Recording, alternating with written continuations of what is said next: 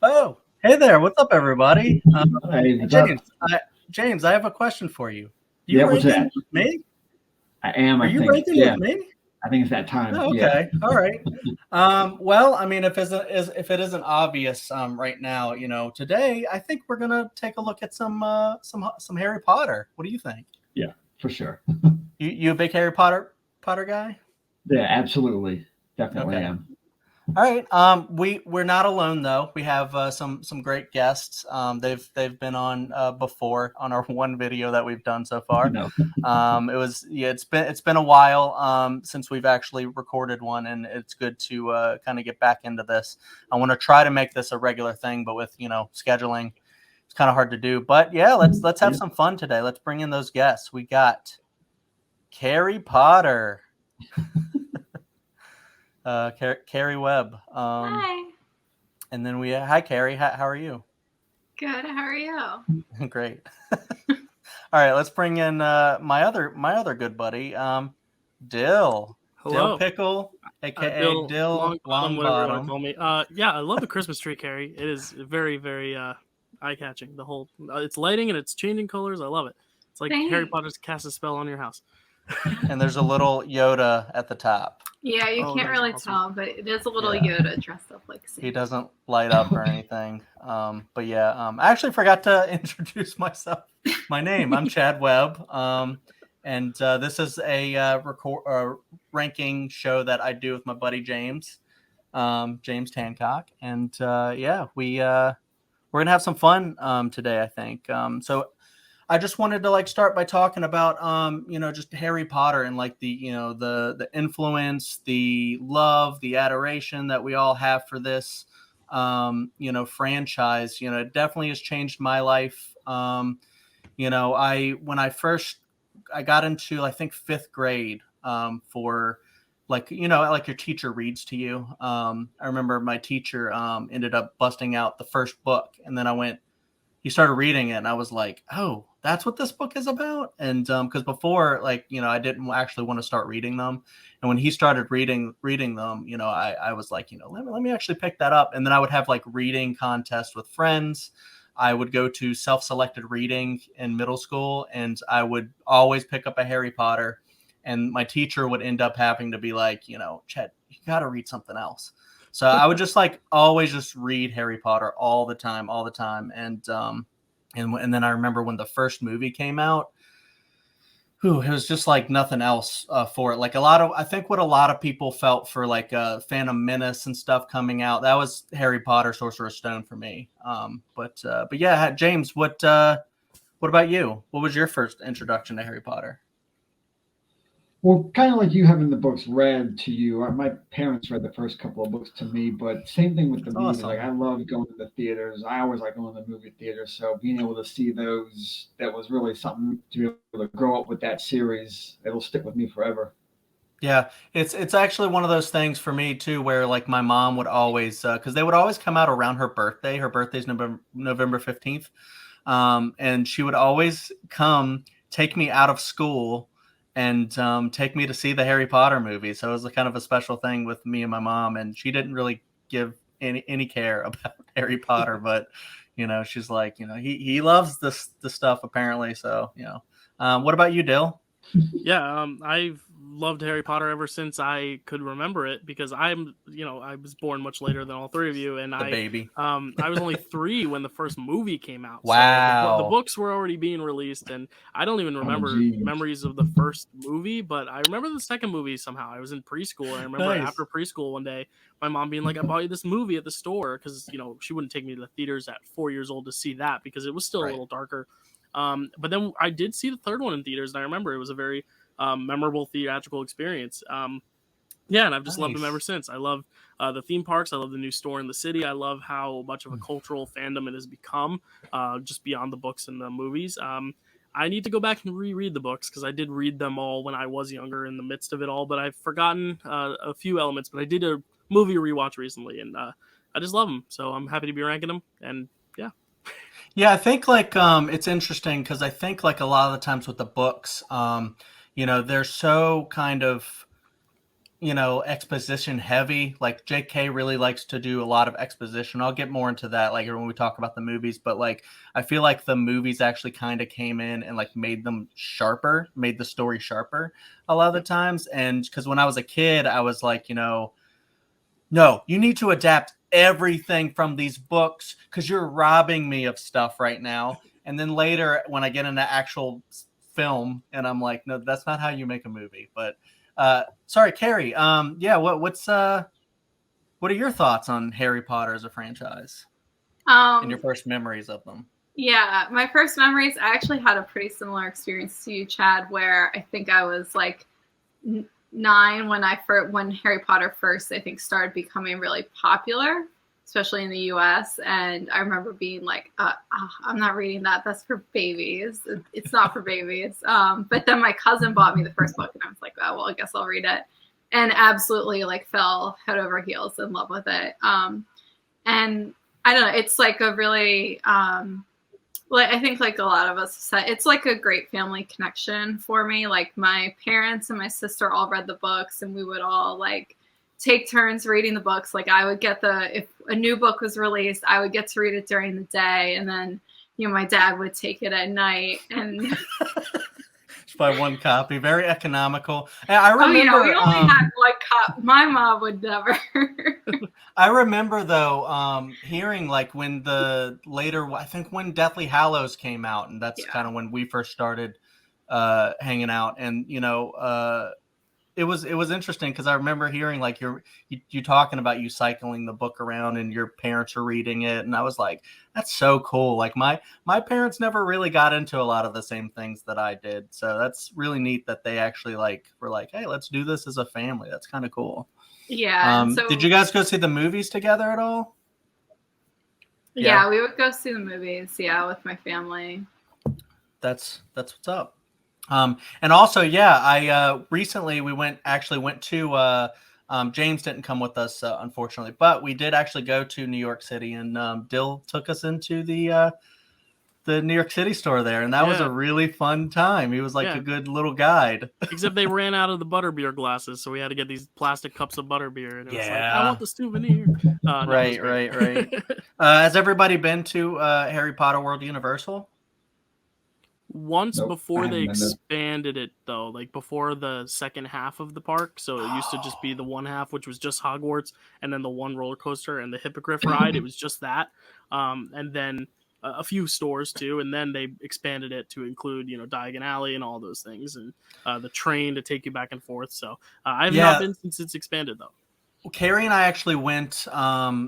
I forget what year it was, but we went together. 2014. There you go. 2014. We went together, and it was our first big kind of like trip going away together, I think. And correct me if I'm wrong, but that sounds kind of accurate. I think that's and right. We went to. I think I visited you in Hawaii before that. That's right. Okay, we did a Hawaii thing. But anyways, so we went to Harry Potter. That was a magical experience too.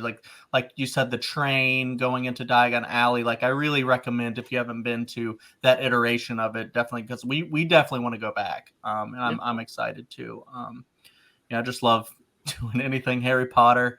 And I had another recent big spike of Harry Potter love when I started to really study them for like trivia and stuff, because some of us really like to do trivia, and I was trying to get really good at Harry Potter trivia. But without further ado, we can actually start getting into the rankings, and then we can talk more about Harry Potter that way.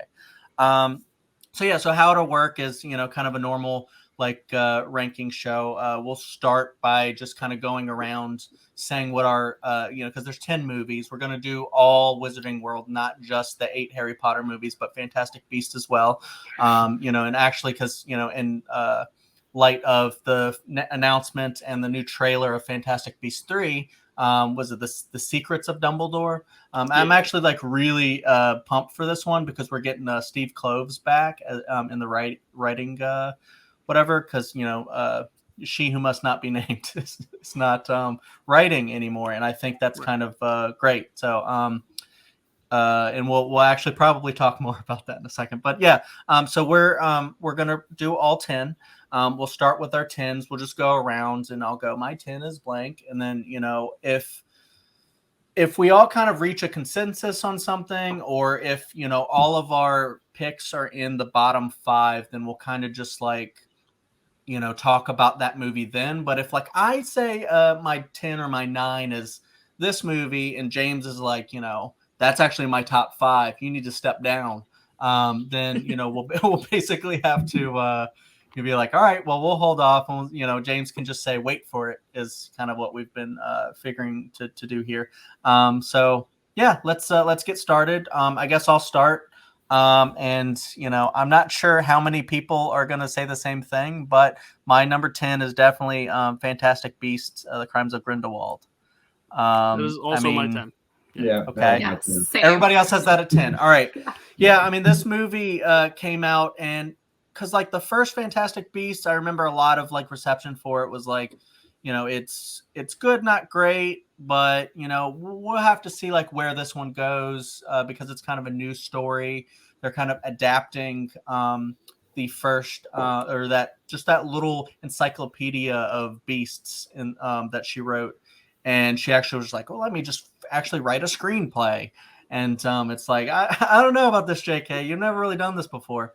And I really enjoyed, I think, the first one when it first came out, because it was something new.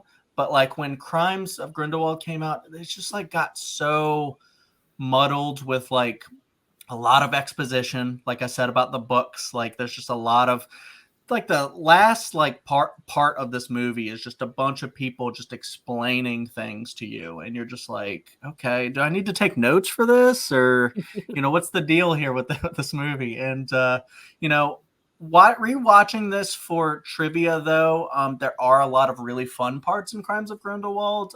There's the cat creature that I really love. That's like one of my favorite parts, where they bust out the little cat toy and go ding, ding, ding, ding, and the cat's like, yeah. I think it's a Zowu or whatever. But yeah, that there's some fun to be had in the movie, but it's just not a really good story, and it's just very convoluted. But yeah, enough of me talking. What does anybody else feel? Anybody can just pop in to say what they think about the movie.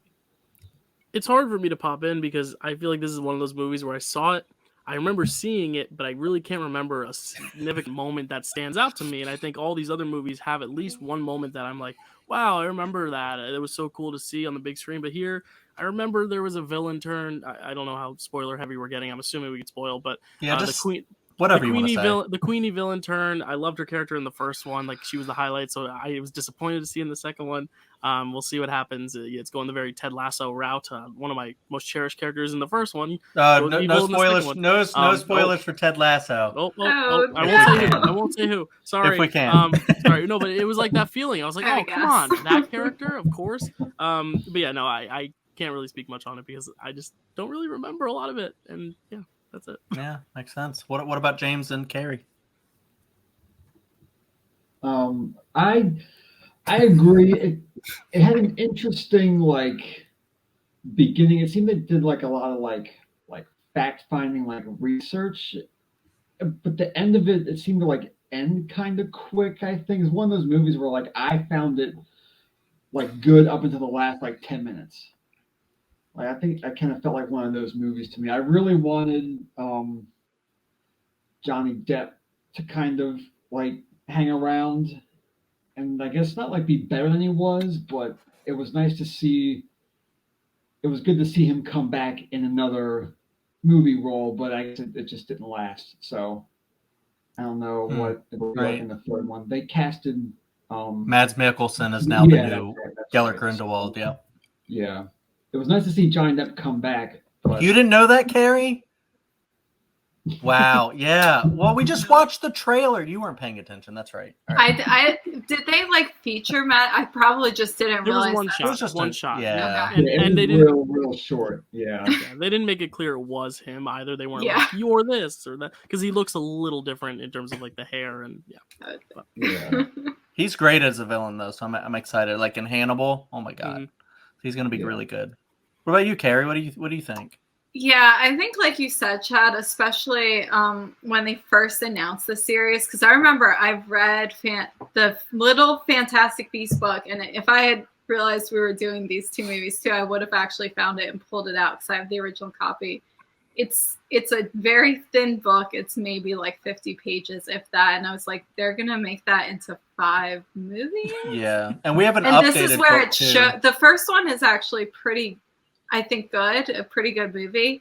But this movie is where it shows, and I feel like a lot of this movie was just retconning stuff from the Harry Potter like original franchise. Like I think Dumbledore is like the Defense Against the Dark Arts teacher, where in the books he was Transfiguration. It's just a lot of stuff, and like Nagini is this other sort of creature, or like was a human. Not only that, though, like I'm glad you brought up the term retconning, because they do stuff about retconning, not only stuff from like the original Harry Potter story, but like from the first Fantastic Beasts movie, when you have like that great kind of send off for Jacob Kowalski, and like it's like, you know, he has to be obliviated, and you know they're like, oh no, this is really sad. It's kind of a deep moment. That was a really good moment at the end of that Fantastic Beasts movie, and then like he goes and he's making all these like, you know, bakery goods that are shaped like the creatures from that he's seen, and he's got like a little bit in there still, and you're like, oh, that's really sweet. And then like this movie starts, and he comes back and he's like, yeah, it didn't work on me, and you're like, why would they that was such a good moment, why would they kind of go back on that? Yeah, and I feel like they could have done that better if they wanted to reintroduce the character, which I think it was a good thing they did, because he was one of the better parts of this movie. Oh yeah, he's hilarious. Yeah. But yeah, like you said, Jai, it's just like, you know, if you watch them back to back, it's like, you're really just like I love the idea of them wanting to come in and go, you know, I want to make the series about Dumbledore and Grindelwald. Hold on. Sorry, series. I want to make the cut that out. I want to make the series about, you know, Dumbledore and Grindelwald, their whole relationship, and then them facing each other and stuff like that. It's going to be really epic. They could have done like a really cool series about that, maybe like a HBO series or something, or maybe like a trilogy of that. But why do you have to throw that into the Fantastic Beasts? Like, you know, it's kind of like what Star Wars is doing with always having to bring back Skywalkers, always having to bring this back. And it's because people aren't going to like it if it's not the things that you're used to seeing. We always have to bring back this. And it's like, well, I like the Fantastic Beasts parts of those movies, like the fun creatures. You want to see the really cool creatures, and it's just, you know, whatever. Anyways, we can move on to our 9s. Everybody had that at 10. If no one else has anything to say about crimes. Okay. So my 9, I had this actually a little higher. Where the hell's my list? I had this a little higher, but I think I had to throw down Fantastic Beasts at my number 9. That is also my 9. Okay. And where to find them? I put that a little higher. A little higher, but is it in your top 5? No. Okay. All right. So we can talk about it then. What position do you have it at, James? 6th. Okay. Nice. All right. And I had it somewhere, I think, around there before, because I do like a lot that's in this movie. You know, I really actually like Eddie Redmayne in that role. I like Jacob Kowalski a lot. Like we were all saying, we love Queenie because she was a really sweet character, and she just wanted to, you know, she's so excited about like seeing a Muggle or a nomad, you know, if you're American. And you know, it's just a lot of really fun stuff in that movie. But I think it does towards the 3rd act, it does kind of get a little where they're like, oh, well, let's introduce this other story and stuff. So I feel like it kind of loses steam there a little bit as soon as Johnny Depp shows up, which is no shade to Johnny Depp. I think it's a story issue, not a performance issue for me. But yeah, James, you can go ahead and talk about, or anybody can really talk about this if they want. Fantastic Beasts? Yeah, and where to find them. Yeah, well, I just thought it was, after however many decades of Harry Potter, was kind of nice to see something newer, like true, like different in a sense. I think it might get a few more points because it's like, the first one in the series, so you want to see what they do with it and where they go with it. And it did seem like it was almost like not like two like different stories, but you're gonna wonder kind of like when they kind of intersect, because you had the whole backstory with Colin Farrell and his character and that whole thing, and then you had Eddie Redmayne, and the whole point of it was the Fantastic Beasts. So like, Brittany loves that movie, and she loves the Fantastic Beasts part. And like you were saying earlier, that's kind of the whole point of the series, is let's see the different kinds of creatures and whatnot. So I think it gave a pretty fair introduction to that, but I think Fantastic Beasts 2 just kind of fell off. So Yeah. I have to give Fantastic Beasts 1 a little more credit. For sure. Good point. I can Yeah. see ranking it a little higher, but so you, Yeah, Dill, Kerri? I remember when I first saw it, I was very hyped on it because I was like, yeah, we're back in this world. We're back with, some of, not the same characters, but like characters like Right. the characters we love. I think the reason why it ranks a little lower for me is only because I'm so fond of the characters from the original 8 movies that, like, if I'm going to choose something to watch, I'll probably go back to one of those. But this is not a bad movie. I think this is a really good one. A huge gap between my 9 and 10. Like, this one is definitely deserving, like, of being in that higher tier with everything else. It just, for me, I like the characters more in the other 8, but like I like this movie. I think the beasts are really cute. It's a fun adventure film, and I wish they had kind of just stopped there. But we'll see if it gets back on track. But I did like this until the next one came out, and then I was like, all right, I don't need to see any more of this, but we'll see. Any thoughts, Kerri, on Fantastic Beasts? Honestly, like everything Dylan said is like what I was going to say, is that this is really only my number 9 just because it's not the original Harry Potter series. But I do think this is a really good movie, and I actually enjoy watching it. I'll just say basically, like, fantastic. I think Crimes of Grindelwald is the only bad Wizarding World film. I don't know how everybody else feels. I know some people may go, actually, but I love Harry Potter, and I just think they're all great, except for Crimes. But yeah, we can move on. So I'll throw out my number 8. This is where it starts getting a little different, probably. My number 8, I'm gonna throw out Chamber of Secrets. Okay, that's in my bottom half still, but it is also my number 6. It is my number 6. Okay. I'm gonna get a pen so I can. I put Chamber at 5. I have it at. I think it's my number 6. Let me just get a pen and I can number these. It's gonna take easier. Oh, so it's in James's top 5. I put it at 5. Yeah, all right, so we can actually we'll wait until we get to James's 5, and then we'll talk about Chamber then. I think I could probably rank it a little higher, to be honest. There's 2 that I kind of like, are around the same kind of quality for me. Yeah, a little bit, and that's my number. Wait, what is everybody else's number 8 then? Well, we haven't done James's number 9 yet. Everyone else is that's 10, right. 10 yeah, we should have gone there first. I'm writing it all down so I can keep James, some track. what is your number 9, buddy? Yeah, I put Order of the Phoenix at number 9. Okay, yeah, that's definitely in my top 5. So interesting. Yeah, okay. Yeah, that was. I'm in the same realm as James, but we'll get there. Okay. It's also in my top 5. Yeah. Perfect. All right, so we'll wait on Order and we'll wait on Chamber. For a little bit. Who has Chamber? Does someone have Chamber in their top 5? James does. I put it at my 5. Yeah. Mm-hmm. Yeah, no worries. Sorry, it's great. But yeah, so now we're at 8, and I already said my 8 is Chamber. What about everybody else, or we just go around? James, what is your 8? I put it was Half-Blood Prince. Yeah, that's in my 5, my top 5 as well. Yep. Same. Okay. All right, Kerri, what is your 8? My 8 is Deathly Hallows Part 1. Okay, that is in my bottom, but it's actually I have that at number 6. I have it at number 7. Okay. I put it at 7 too. Okay. All right. So we can we can discuss that, but really quick, what is your 8, Dill? Mine was Order of the Phoenix, so I'm around the same realm as James. So we'll talk about. All it right. later. Yep. So we'll talk about that later, and we'll talk about Deathly Hallows Part 1 now. Kerri, that's your wait.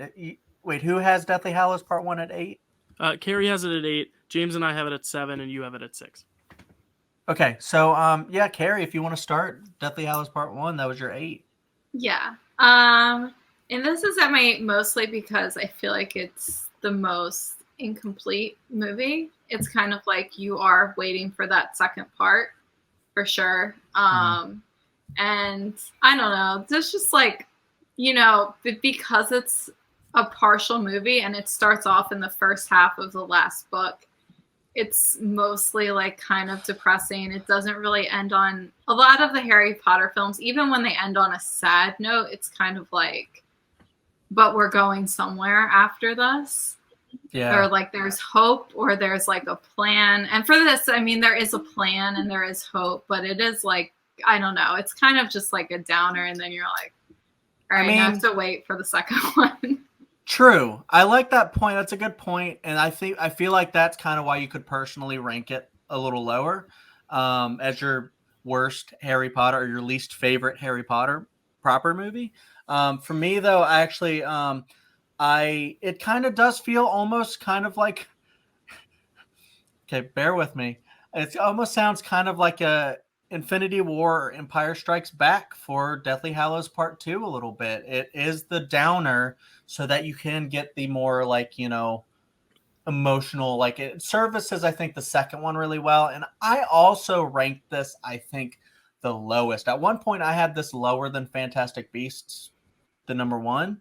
But I really like a lot of moments in Deathly Hallows Part 1, like, the relationship between Harry and Hermione kind of developing a little bit there. There's them dancing to Nick Cave. I just love that scene. There's just a lot of really good moments in that movie, I feel like. But yeah, we can go to Dylan. James, what do y'all think? Yeah, I like this film a lot. I think it kind of, for similar reasons, it kind of halted in its tracks, but I do think it ends at a good spot. Like, I think they picked a good breaking point in the middle. My only big complaint is also just the fact that I get with CGI and just the availability of actors and stuff, Dobby just wasn't a big presence from the third film to the the sixth film. So having him come back was really great, but then just seeing him gone, it didn't have the biggest impact because it had been so long since we saw him. That being said, it's a very, very sad moment and a really like touching moment, but I feel like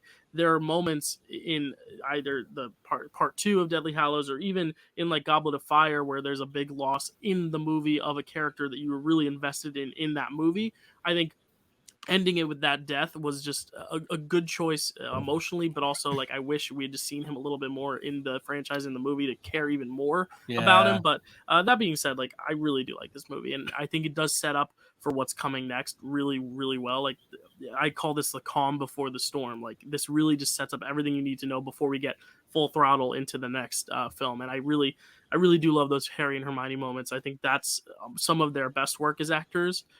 It's just those moments of the two of them together in kind of the more quieter, solemn moments. I really do like it.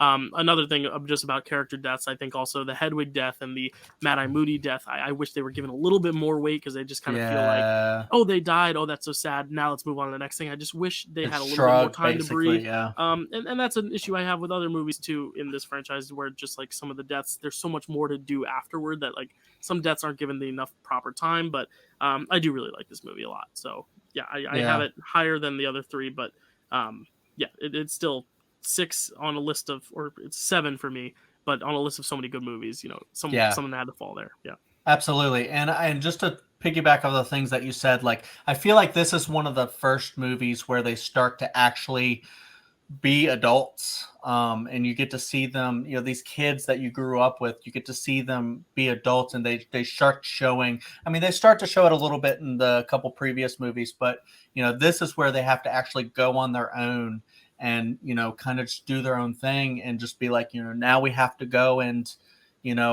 save the freaking world right now. And just you get to see these characters grow from children to be these like actual like really great actors in their own right. But I do agree with you about Dobby. I think he's done really dirty a lot in the entire franchise, because the whole Gillyweed thing that he doesn't get to do, which I love the stuff that they did with Neville, but like, with Dobby, they could have did that. They could have just had him show up a little more throughout the franchise to, actually give it that weight, but I always freaking tear up with Dobby. Me too. Either way, I don't even, I'm not getting you wrong, buddy. I know you cried at that moment. We've discuss this. but James, how do you feel about Deathly Hallows Part 1, buddy? Yeah, I ranked it higher than Half-Blood Prince and Order of the Phoenix. I think mostly because it's the point in the story where Harry and Ron and Hermione actually like leave like Hogwarts to go do things like outside of the school. Whereas to me, I felt like Half-Blood Prince and Order of the Phoenix like started to set up like events and things that Harry's going to experience like outside of Hogwarts. But I don't know if they tried to like pull back between the two. But I think those two transition points for him, like you were saying, to be like actual adults. Like they're out of the school finally. They're really they have this objective to find the Horcruxes and whatnot. I think to me, it seemed like they were finally at that point in the story. Also, I recently have started to read the books, and I'm almost finished with Order of the Phoenix, so I feel like this list might have gone different if I'd have got to Half-Blood Prince or the Deathly Hallows before this, but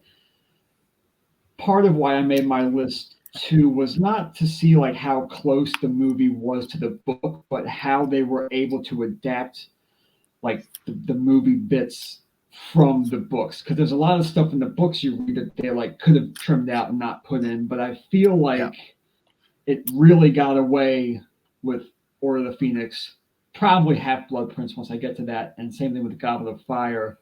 But I felt like Hallows Part 1 really got Harry, Ron, and Hermione like away from the school and finally doing what they're supposed to be doing. Not to put down the other two movies that much, because I think they're good too, but I put this one and ranked them above the other ones for that reason. Yeah, I mean, I think because like it started the whole wave of let's take this last book and make it into 2 movies, kind of a deal, right. And it kind of started that whole wave. But I get people's gripes about like, well, it feels like kind of like an incomplete movie, like Kerri said, and I think it does. It's true, but I feel like it's a great. In another way, another argument for this is it's a great kind of compliment for Deathly Hallows Part 2, and it's the reason why Deathly Hallows Part 2, I don't want to tip my hand, but I think it's a great movie, and I think it's so great because Deathly Hallows Part 1 set up a lot for it, and it can be that really sharp 2-hour movie that is just so great. But yeah, I'm glad to hear what everybody else thought about it. We all had it kind of low, but I had it a little higher. So where are we at now? I've revealed my 6. Yeah, we've revealed. James and I, our bottom 5s have all been like told what it is. Okay. Kerri and you still need to share your number 7s. Kerri and me. Okay, Kerri, do you want to go first with your 7? Sure. So my 7 is Goblet of Fire. That's my 7. All right. That is in the top 5 for me. It is okay. It is a little higher. Yeah. What about you, James? Top 5? That's my top 5. A little higher too. Yeah. I cannot wait to hear what you guys have to say about that because I love all these Harry Potter movies, so I can't really trash any of them. But we'll talk about Goblet of Fire in a second. So now we're at 6s then. Yep. I've already revealed my 6 is Deathly Hallows I did Part as well. 1. And yours was what? Mine was Chamber of Secrets, which we're still saving for later because James had it in his top 5. Right. All right. What about James? What is your number 5 or 6? My 6 was Fantastic Beasts 1. Okay, we already discussed that. So what about you, Kerri? Mine is Chamber of Secrets also. All right, well... So I think we do start talking about... Chamber of Secrets, because that's James's 5. Yeah. Right, all right. So, Kerri, did you want to start with... or actually, James, because you had Chamber ranked highest. Maybe you should do the honors of starting with Chamber. Yeah, so again, along the lines of me reading the books... First 2 books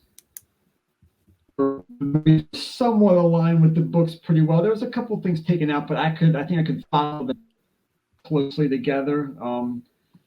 I also think it just keeps it similar to. That's kind of what I took away from the chamber. I know they're really young at that point. They're still finding themselves in their acting pieces.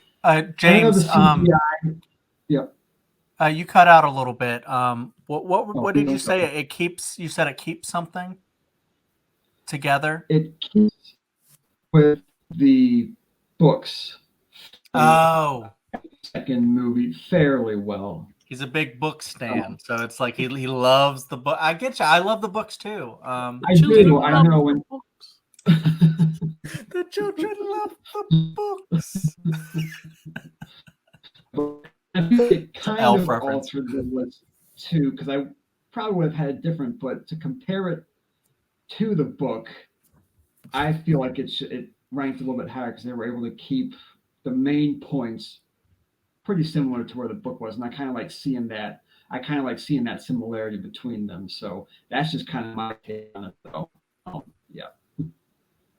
Maybe when we get to our fives, we can maybe, I don't know, but if you can't think of one, it's fine. But think of like a favorite moment from the movie. What do you have a favorite moment from Chamber, James? Chamber of Secrets, I would have to say, I think the basilisk fight was really cool. I think it's That's pretty cool.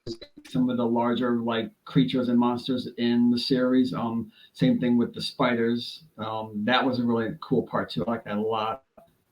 Yeah. Their set design is always just so good. But yeah. Chamber of Secrets. Did you want to go, Kerri, with the Chamber since you had it a little higher?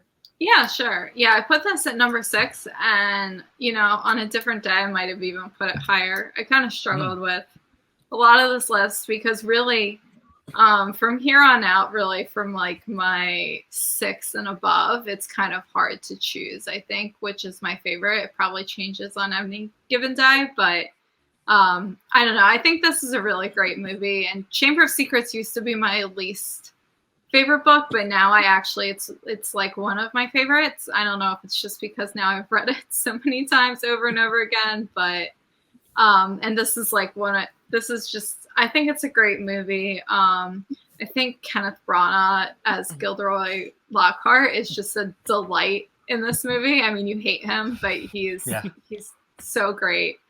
But I think overall this is just a great film. I think like James says, they are still kind of especially the kid actors are still finding their footing. But overall is the story and the direction and everything is just a pleasure to watch. This is a really good one to throw on. Absolutely. A Chamber. I mean, I could rank this. I could rank a lot of these kind of interchangeable. Like I said, I could probably rank this higher than Goblet of Fire.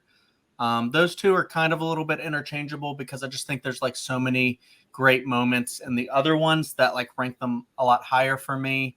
This is still a Chris Columbus movie, so it's a very sweet one. They're all cheering at the end and beaming up at Hagrid, and there's just a lot of really fun moments. It's not the spiders, and there's just a lot of great lines, and just a lot of the Chris Columbus ones are just so quotable.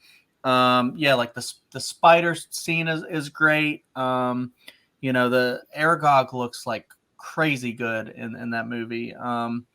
And I just remember because I had a huge crush on Emma Watson, but what boy my age didn't.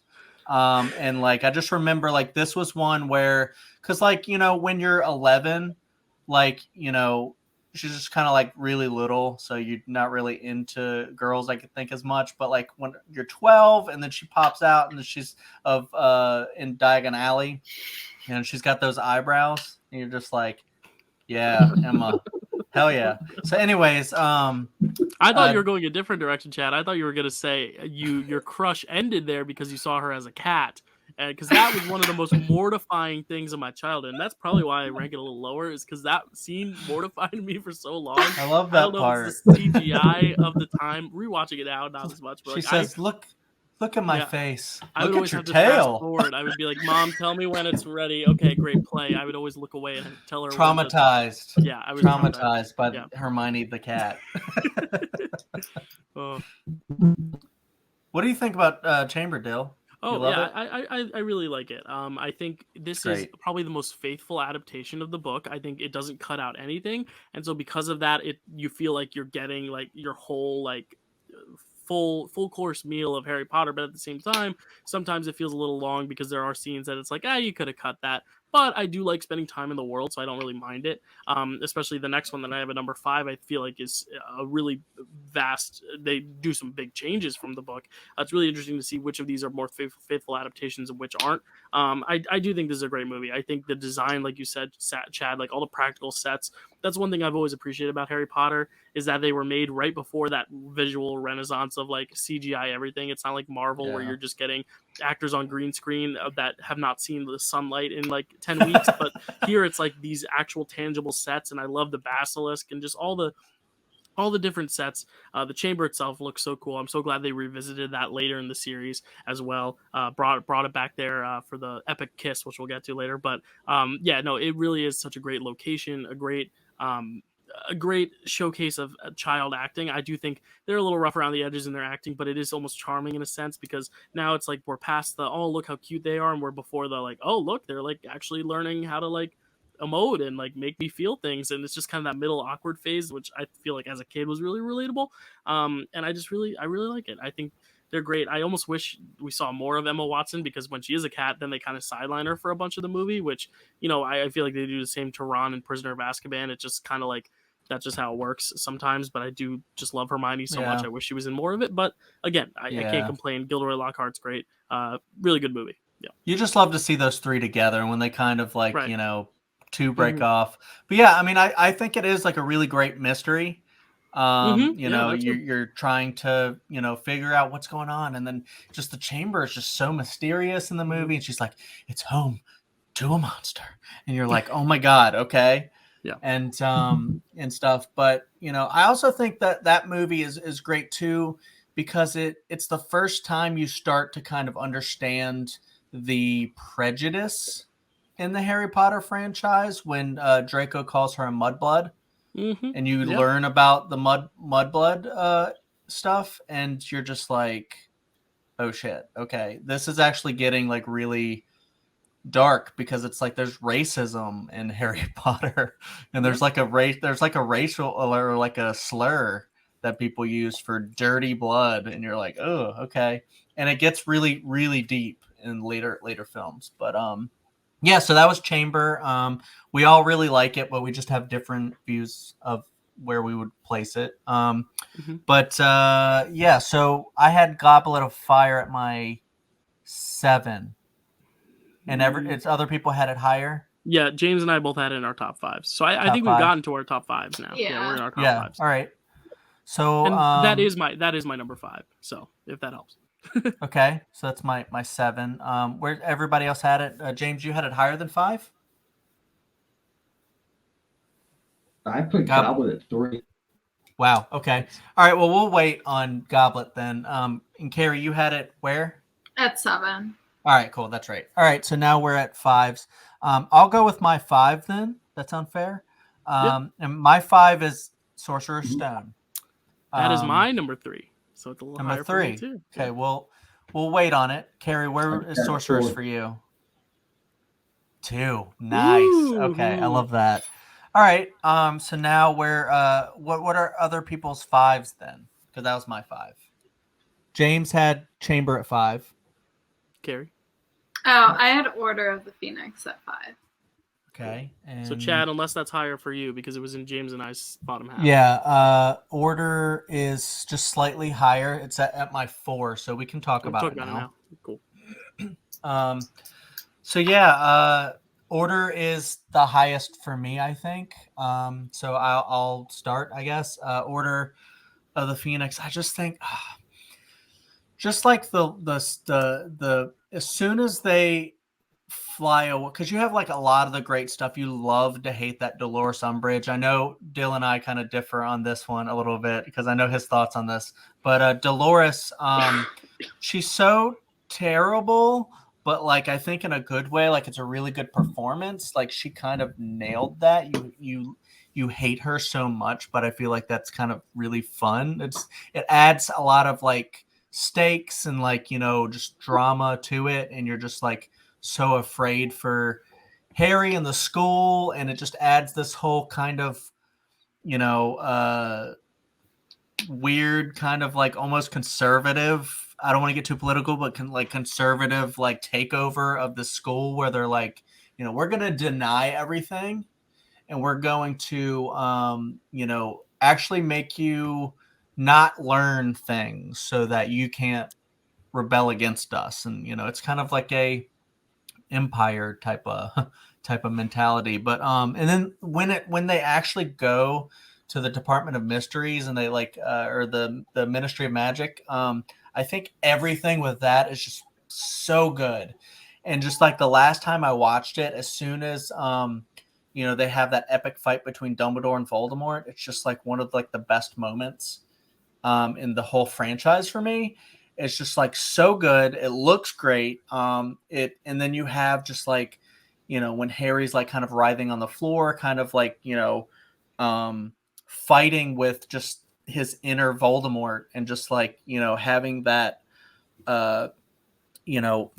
thing. That's when he realizes that Voldemort is not as strong as he thought Voldemort was, because I know I'm not supposed to say that so many times, but if anybody's getting triggered because of me saying the V word, I'll stop. But yeah, he when he's like sitting there like, I pity you, you're not, you have no one, and then Voldemort's like, when he's like, you're gonna lose everything, and it's just like this like great battle between them, and just like of the mind, and just like I just think that's where it kind of starts.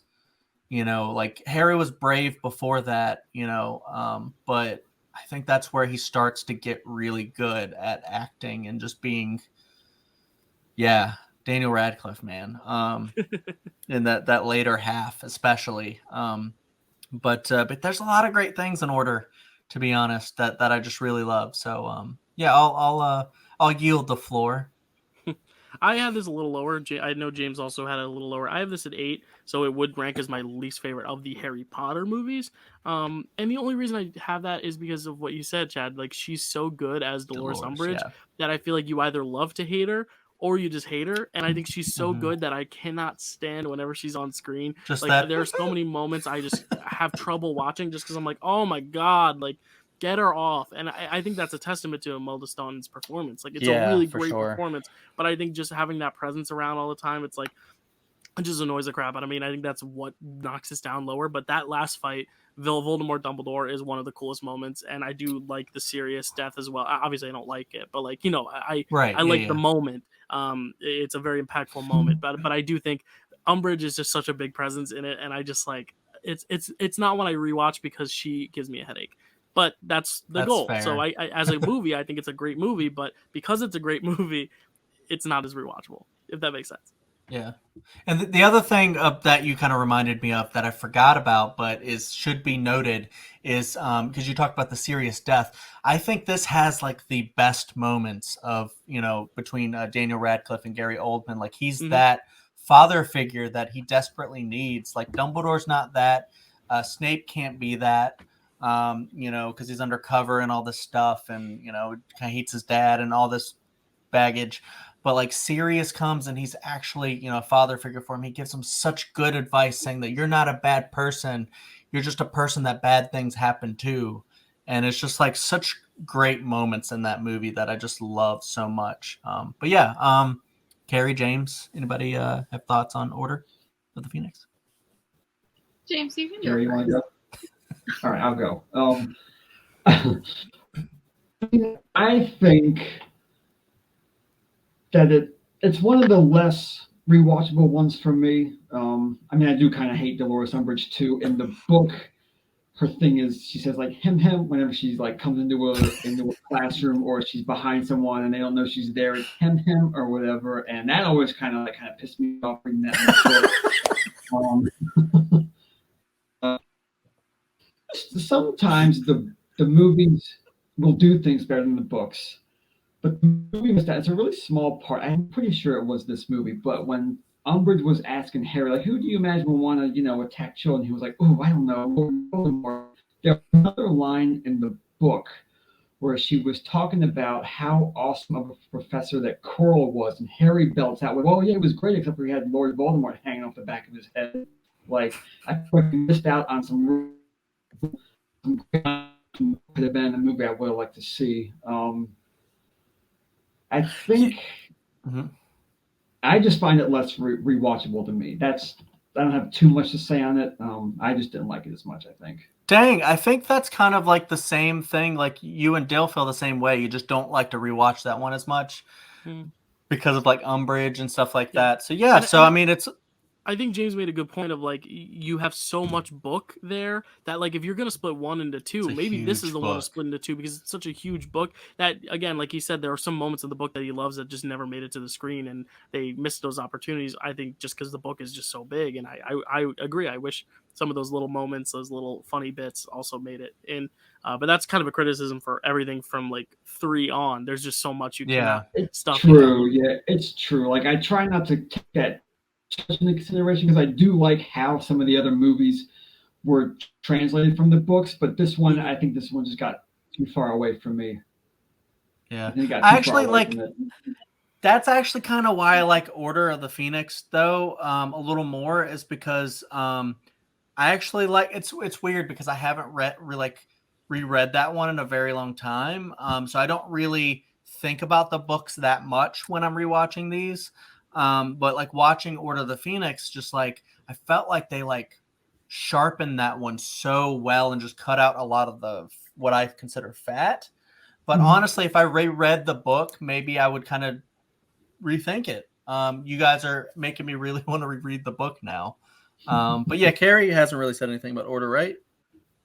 Yeah, I really like this one now. I think this actually used to be one of my least favorite books and least favorite movies when I first read/saw it when I was in like high school.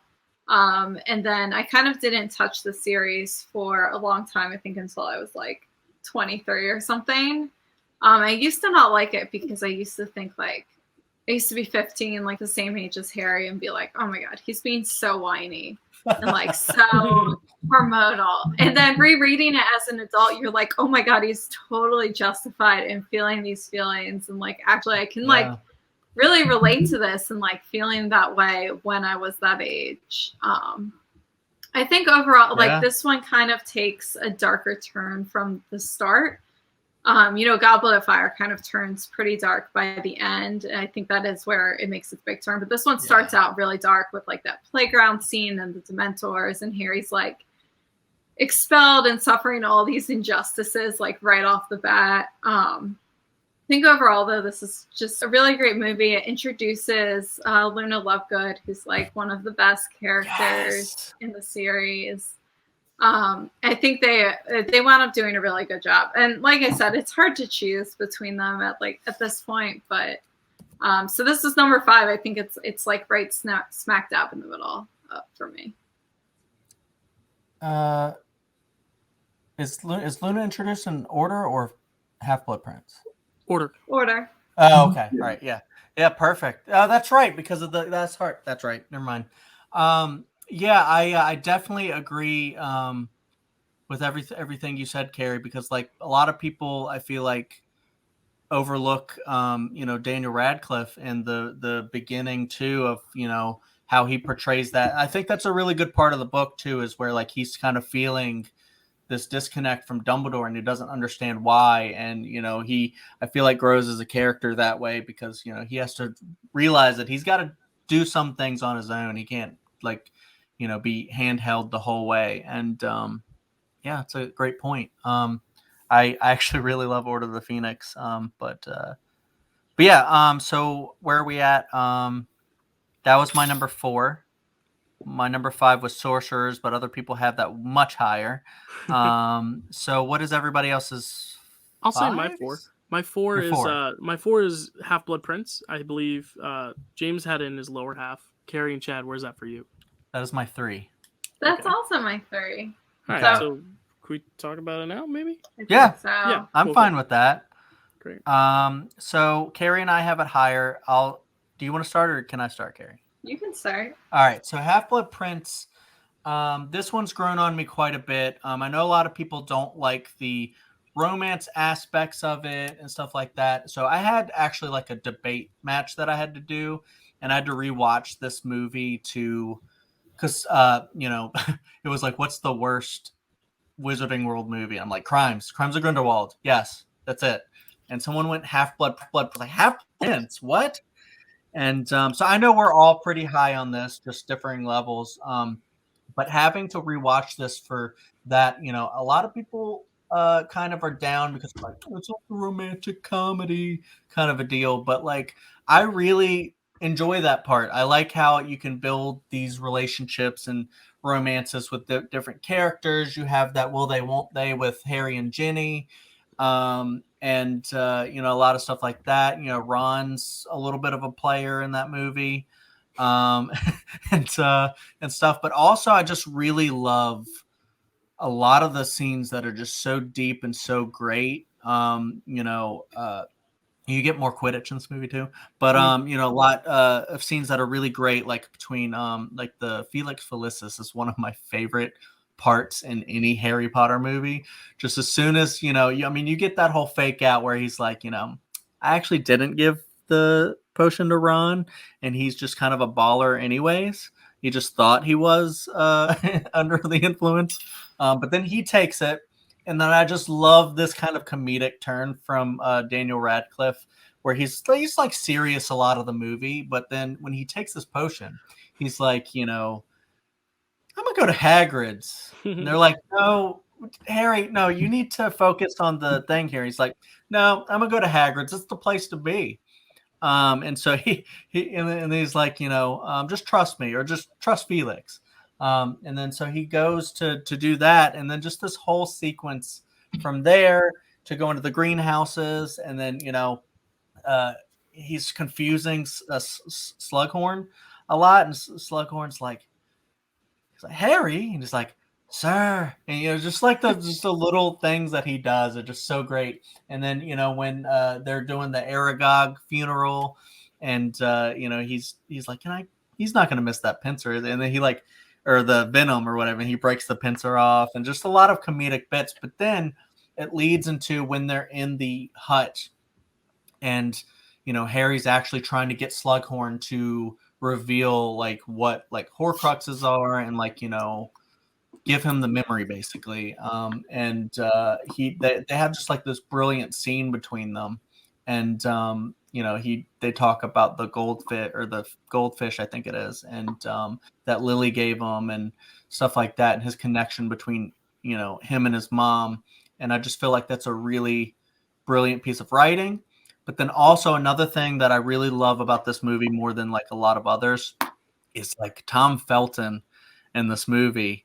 Oh my God, like this dude has to go from being this like little like cheeky little snarky kid to being like this deep like amazing actor. And his performance in this movie having to be the guy with so much weight on his shoulders, because he loves the school, he doesn't want to do anything for like the Dark Lord and all this stuff, but his parents are forcing him to. And so he's got like so much conflict there, internal conflict, and I just feel like he's just such a good character in that movie, and it's just so deep. So yeah, I love a lot about Half-Blood Prince. But Kerri, I rambled enough. Yeah, I love this movie for a lot of the reasons you said. I think the Felix Felicis sequence is fantastic. I think Tom Felton does an amazing job. I think a couple other sequences in this movie really make it for me. A lot of the flashback scenes with, Dumbledore visiting Tom Riddle when he's in the orphanage. I remember when the promo came out for that, and I was like, holy shit, this is going to be a fucking Wolves movie. Orphanage, yeah.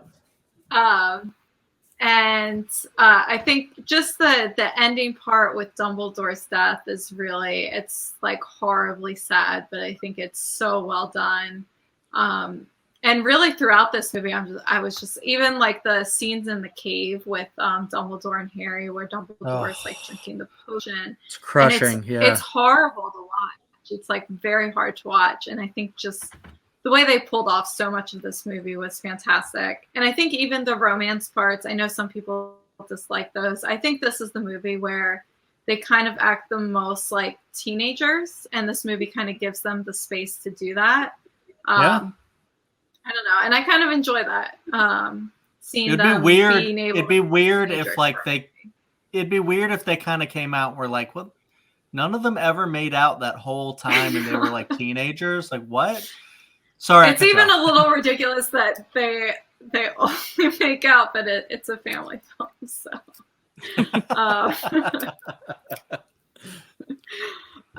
Yeah, so I really love this one.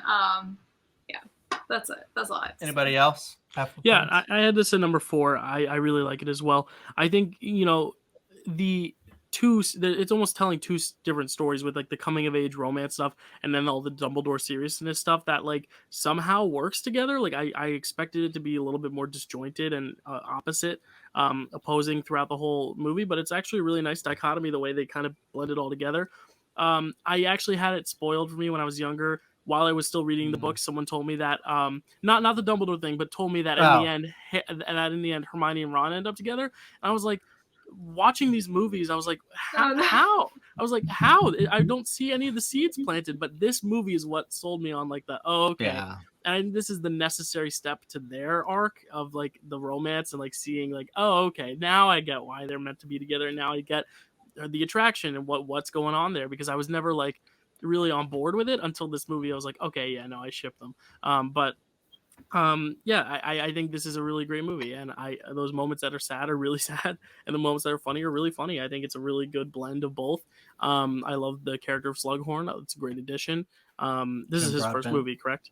Yep. Yep. So this is a great introduction for him, and nothing much else to say about it. Yep. Yeah, the Ron and Hermione thing throughout, like when you actually see them come together in this one, is great, but like you can kind of go back and kind of like see it and go, like, all right, like at the Yule Ball, a few little moments. But I'm saying also, like even in the first one, you can see Harry and Hermione are friends, and they're just friends together. But with Harry and Ron, it's like pleasure, and they always have like, when she first meets him, she's like, pleasure, like, I don't really care about you, and they always have this like little like head butting thing between them. I never really picked up on it, but also I was their age, if not half their age, when I was watching these, so half their age.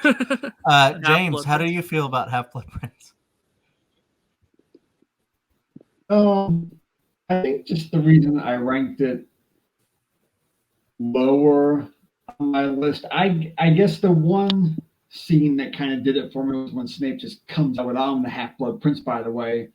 Like, it went farther into it in the books from what I've read. I haven't got to that part yet. So again, I wish I could have been a little more prepared for this in that sense. That's no worries.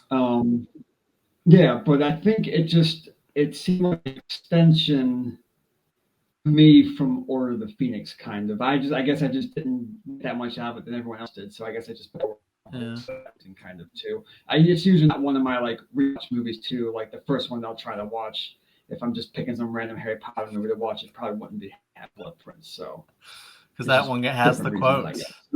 But yeah, like that's the other thing that I forgot about Half-Blood Prince. You can tell I love it as much as I'm trying to talk about it. I've always loved that part where he gets the shitty book. Ron gets the nice book, he gets the shitty book, and then he's got like this book that tells him how to be like a baller potions master, and like Hermione's all jealous. I just love all of that. And then the ends with Snape, I just love the why are you using my own spells against me kind of a thing. Yeah. Just I don't know, there's just a lot of great moments, but so we can move on.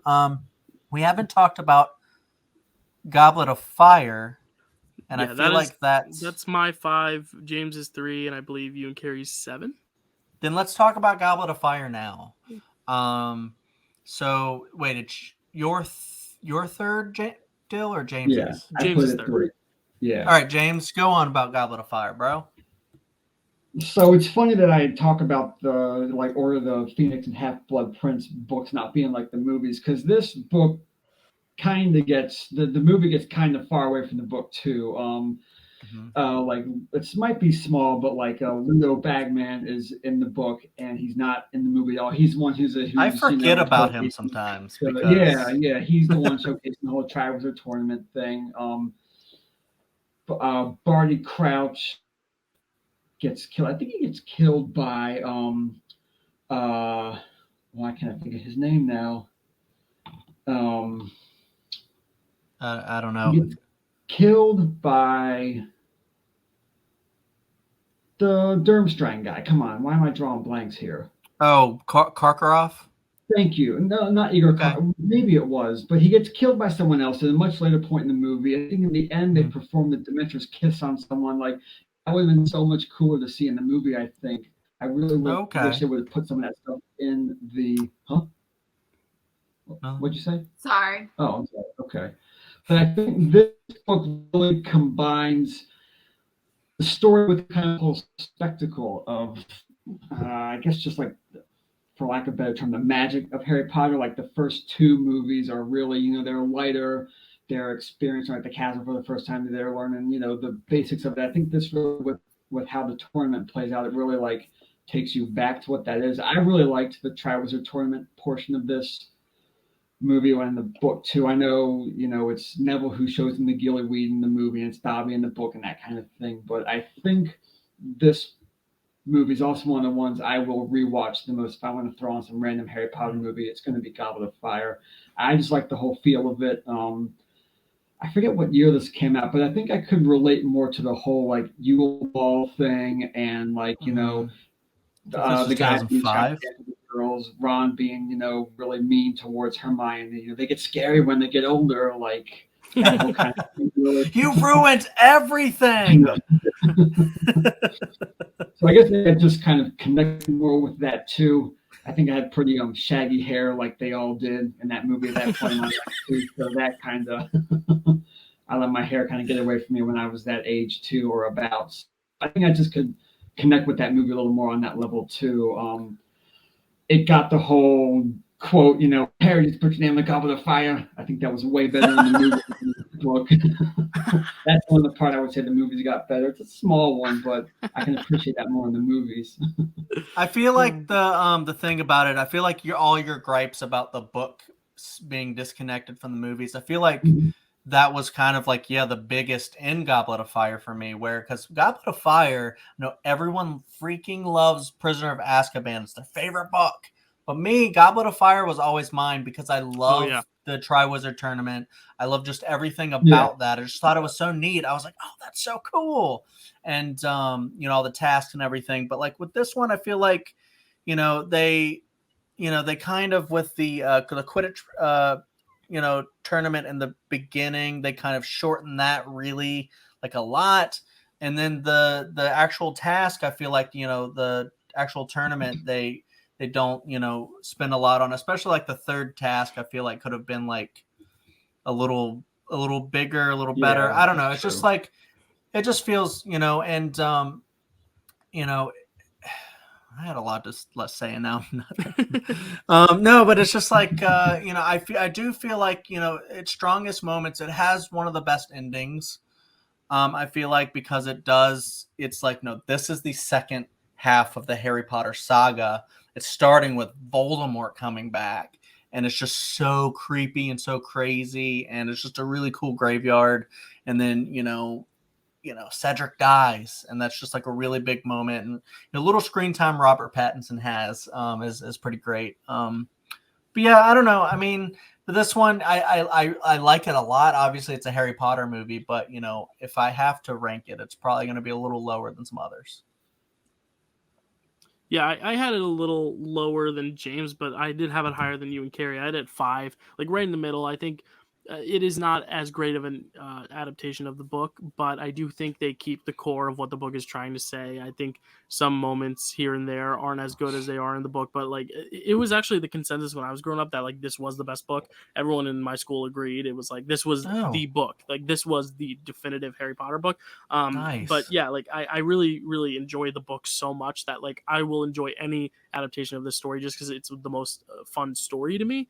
That being said, like the ending is really what sells me the most on this being like top 5 for me because of what you said, the Voldemort introduction, Chad, and then also just the Cedric death is painful because we have spent the whole movie with him. It's kind of like what I wish, what I said was talking about Dobby. I wish like the whole movie Dobby had been a presence so that his death hit even harder and stuff with like Hedwig and Mad Eye Moody. Here, it's like you spend the whole movie with this guy, you grow to love him, and then boom, he's gone, and it's sad because you think, oh yeah, they're introducing another main character. If you haven't read the books, you're like, oh great, another person along for the team. The girls are like, oh yeah, it's Robert Pattinson, he's a hunk, but then nope, he's gone. And it was a really really terrifying moment, especially with the people playing the instruments, and it's like this cheery like kind of anthemic music they're playing, like their school alma mater music, and then it's like nope, and then it's this really tragic ending that I was not expecting when I first saw this or read this. I think I did see this movie before I read the books. Nice. But I really, really, really like this one. And Mike Newell, this is the only movie he did, but I really like his like distinct style. I think it fits within the grand scope of things. You know, it didn't get as dark as Quaron or as light as Chris Columbus, but it was a really nice middle ground that I think David Yates would also replicate later on. But yeah, really, really good movie. I like it. Yeah. Carrie?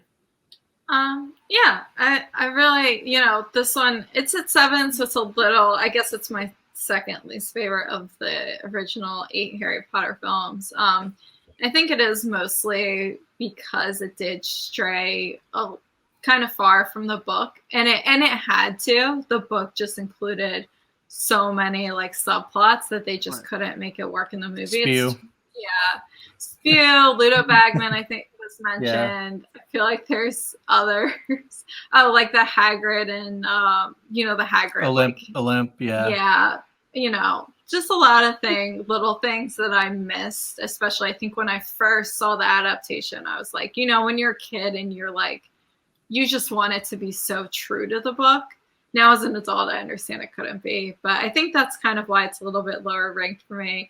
I actually am the opposite of James, where when Dumbledore yells at Harry about putting his name in the Goblet of Fire, I'm like, that's the total opposite of that character. And that character too, I feel like, he's just kind of like not supposed to be shaking the life out of Harry, but I know James thinks that moment is funny. I like it for the meme-ness of it too. Like, I like it as a meme. True. It's hilarious. Very, very true. I do love this movie. I think it's fantastic. I mean, it's hard to rank these. There are so many great moments. Like the more I think about it, the more I'm like, oh yeah, and the Yule Ball, the whole Yule Ball sequence is fantastic, and how they have like little cameos in it. McGonagall dancing with the kids too is great. Yeah, love it. Oh, and you also have I almost forgot, when the Yule Ball, you have a cameo of with Johnny Greenwood and Philip Selway from Radiohead as the Wizard Band. Nice. And it's just amazing. And they're like, you dance like a hippogriff. What is it, James? You know the song, right? but yeah, Dill, I think, did make a good point about this one, though, about like Cedric Diggory.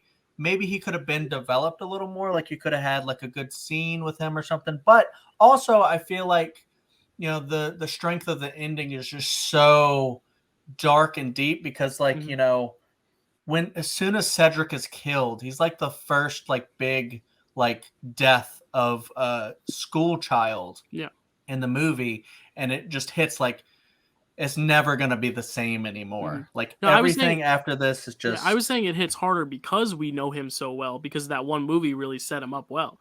Gotcha. He did have a lot. I just meant like in terms of audiences probably sat there being like, oh, this great new character introduced. And then at the end of the movie, they were like, oh shit, he's gone as a character. But no, I do agree. I think the death is so poignant because they set him up really well. Like I think it's a Absolutely. really, really well done character. He's probably like my favorite like one-off character of any of these movies. Just showed up once and got out of there. Either him or Gilderoy Lockhart are like the two that like got in there, got out, but like made their mark and left their mark. Everybody loves those characters, I feel like. Great points. So now we're gonna move on to the tops. Top 3. We're at the top 3, guys. I've already said my 3. I've already talked about Half-Blood Prince. What about everybody else? Mine was Sorcerer's Stone, but I know it's Kerri's too. Okay. So what is Kerri's? Kerri, I don't think we did your 4 actually. We have it. My 4 is Deathly Hallows Part 2. I'm gonna wait for it. Okay. Okay, so Kerri's 4 is Deathly Hallows Part 2.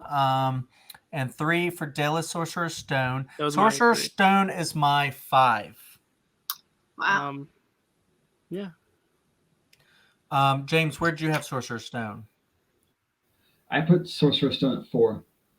4. Okay, and it's Dale's. You said it's your 3. Yeah. So I guess we can talk about it now, right? We're at 3, so we can talk about Sorcerer's Stone. I'll let Dale go because he has it at 3. Well, Kerri has it at 2, but yeah. Oh. Like Kerri. Yeah, we'll talk about it now. Kerri, go ahead. Okay. Yeah, I mean, so we only have 3 left, so I think this is the one that makes the most sense to do next. I don't know. I have it at 2 just because, like, I think, like, we've kind of been talking about, like, if we're going to throw on a Harry Potter movie,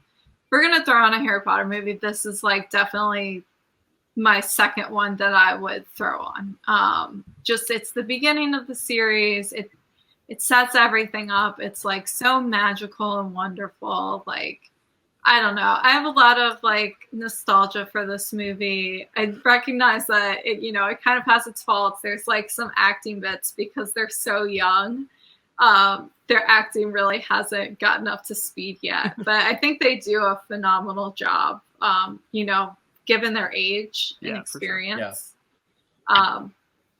I don't know. This one just holds so much nostalgia for me. I think that's why I have it ranked so high. And it is like, a lot of the movies like are setting up for later movies. This is like the one you could watch it. Like if they had made one movie, like one Harry Potter movie, this was like the one Harry Potter movie to make, I feel like. But I don't know. Yeah, I have this at 3. I think this whole series at its core is about magic, and I think this movie most emphasizes that childlike wonder and magic that I think was originally the intention behind the series until it got further along and J.K. Rowling, when she was writing it, realized, these characters are going to age, so we could kind of make the stories more mature. But I think at its core, originally, it was a children's book. It was a book for, younger people to read and kind of relate to. And, you have an 11-year-old protagonist, right? He's 11. Am I wrong about He's 11, right? He's 11, okay, making sure, because I know you're all the trivia experts on Harry Potter. I'm not, but I'm glad I got that one right. But seeing someone at 11 years old just like being this protagonist, there weren't a ton of stories like that, I feel, of just like epic adventures with characters this young. Like Lord of the Rings, they were all older and all that stuff. But I really, really enjoy this because of that sense of wonder and magic. And John Williams' score, I mean, that music just adds to it too. When you first see the castle and the boats and the music, it is cinema magic. It is like that sense of magic and thrill that I love. I love when it gets darker. The top 2 are probably the darkest films. My top 2 are probably the darkest films in the series. That being said, there's something really special though about the lighter movies, especially this one. This is the lightest, and I really do appreciate that. And that just kind of whimsy that this movie has. So it's always something I revisit too, especially around this time of year, because I also consider it a Christmas movie, because I kind of it gives me that like holiday spirit almost, because I know there's only one moment of it that is Christmas, but it feels like something to put on around the holidays, just because it kind of gives you that warm fuzzy feeling. And that's what this movie is. It's comfort food. So yep, number 3 for me. Yeah, so Sorcerer's Stone came out. Well, I want to touch on the Christmas thing because I know there's just one Christmas scene, but I think the thing that makes a movie a great Christmas movie a lot of the times is like finding like, a sense of family and finding a place where you belong. And that's definitely what Harry finds in this movie. And I feel like it's a really great story because it goes from him sleeping under stairs in a cupboard to, actually finding out somewhere where he belongs and finds a place where that feels like home. Finds his family. So that's kind of more what makes it a Christmas movie for me. But like this movie came out, you said it right. He was 11, and that's how old I was when this movie came out. So Nice. I'm basically the same age as all of these people. Nice. Emma, Rupert, and Daniel. I'm like, they're all differing ages, like right around me. So this came out. I was those kids. I saw this like a midnight thing, 2001, and just adored it. I was so hyped for it before, just watching the trailer over and over and over. And this movie is like the most quotable movie. Like James and I quote this movie together all the freaking time. James even shows me parts that make this movie better. Like when he has the part where he goes up to the door, tugs on it, and goes, "It's locked." James showed me that part, and we spent like probably 15 minutes cracking up about that one little part in this movie. So this movie is so great. It's so quotable. There's so many great moments. The end of this movie is way better than the end of the first book, because it's got that dialogue thing where it's like, I'm not going home. Not really.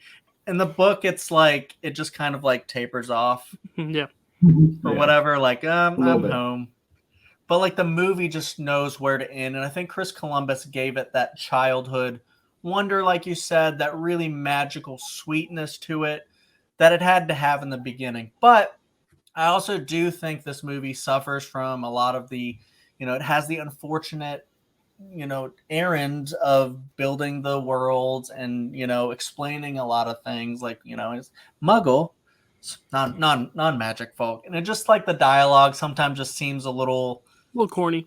Okay, all right, I know what you got to set up the world, but and then also a lot of things that take me out of this movie a lot of the time is the CGI from 2001 that really doesn't hold up. I see Harry on the troll, and he's like a CGI Harry.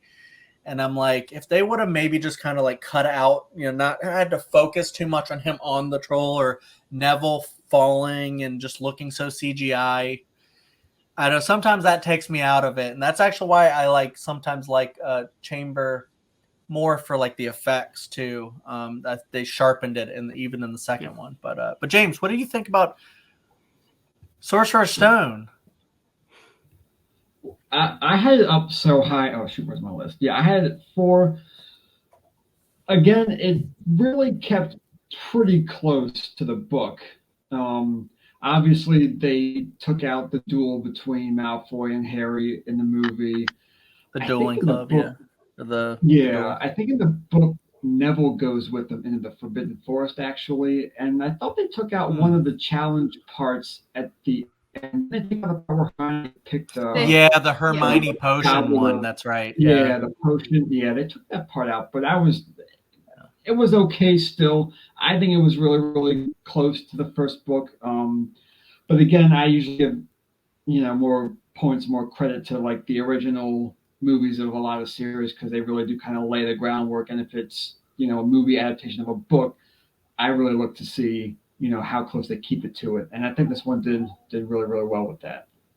That's amazing. The one thing that I also wanted to note before we move on is I just a short story. So I was a groomsman at James's wedding, and like when we're going to shop for suits and stuff, because this is one of the things that I love about James is I just went up behind him. He didn't know I was there because I just got to the store, and I just went up behind him and I'm like, "You're a wizard, James," and like he turned around and he went, "What? A wizard? But I can't be. I'm James. I'm just James." Just like no, doesn't even skip a beat. He just knows exactly how to continue these things. It's just the best. So, anyways, so we're at like 2 movies that we haven't really talked about. So let's see. Do we just go to 1, you think, or should we all say our 2s? Maybe we start with the one that Kerri put at 4, since overall it'll be a little lower. Maybe. All right, that's fair. Yeah. All right, right. Let's start that with makes sense. Deathly Hallows Part 2. Yeah. Which I'll spoil. I have that at number 1. That's my 1. Nice. I have it at number 2. So Okay, James. That was my number 2. It was All number right. 2 for me. Let's go. So I have it at number 1. I'll start. I know that the other movie comes from a book that everybody adores, and it's like also kind of a freaking perfect movie. The Prisoner of Azkaban.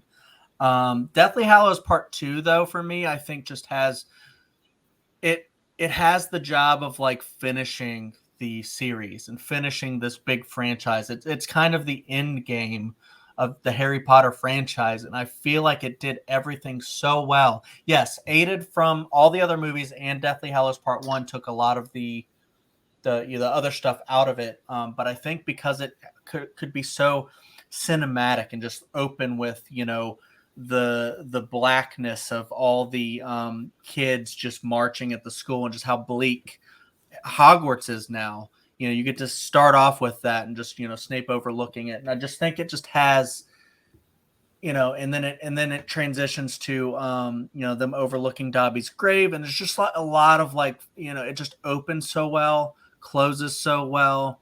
And then everything in between, you just have Harry coming back to the school, everybody rejoicing. Then you have the moment with Harry coming out and like actually, you have brilliant monologue from Snape, and then you have Harry coming out and being like, yeah, I'm here now. And you have a lot. You also still have a lot of humor in it, but I also love that this is the big reveal from Snape that he is good. Like you've heard this whole time, like Dumbledore trusts this guy. No one does except for Dumbledore, apparently. And and then you get the fake out where he kills Dumbledore, but then you get this deep emotion from Alan Rickman in this movie, and just the way that he is in that movie. It's building up. Like J.K. Rowling told Alan Rickman before, well before this movie, when he first started doing Snape, she was like, Snape's really this. And I just feel like it's just one of the most brilliant moments in all the films where, he has to reveal who he actually is. And just the weight of the emotion of that, I feel like is just so deep. And just every time I see it, I tear up. And, just here, you have your mother's eyes. And it's just so minimalist, this movie. There's just so like they hit everything so well in this movie. There's no filler. It's just all to the point. It's a short 2-hour movie, and it's just, you watch it and then you're just floored the whole way. And then just like the big battle at the end is epic.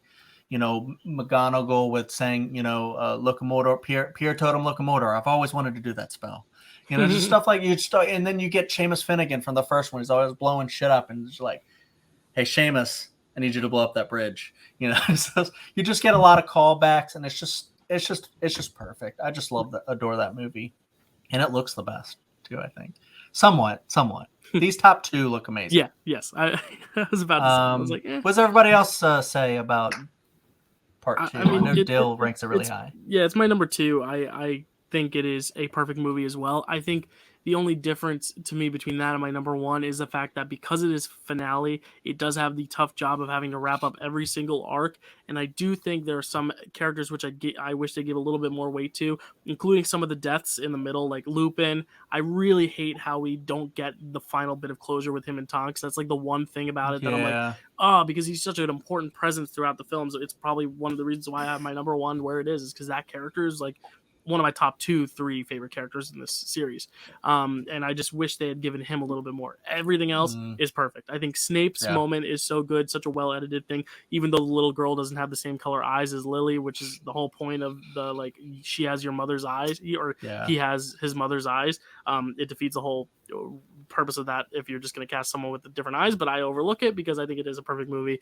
It's very satisfying. It is like fan service done well. I feel like it's sometimes hard to get that right, that blend and mix, but this really is a great story. It does feel like its own film. It doesn't feel like a part 2 because it does kind of start at a good spot where the characters are kind of like it takes its time to breathe in the beginning. It doesn't just jump right into the action. There isn't a moment wasted, but at the same time there is moment to breathe with that Snape moment as well. And I love the whole idea of like the protagonist dying to then defeat the villain. Like you don't see that a lot in movies. If the protagonist dies, it's this noble death at the very end, and that's it. And that's like how the movie ends. It's, Qui-Gon and Phantom Menace. But no, instead, this is like the protagonist dies and then comes back. It's like just such a cool idea that you don't really see much from the last installment of such a big franchise. And I just remember seeing this in theaters and being floored as well. So I love it. It's probably, I would say maybe it is my favorite, even though I think the other one is maybe better, but I still like this one. Like I would put them, if I could tie them at one, I would,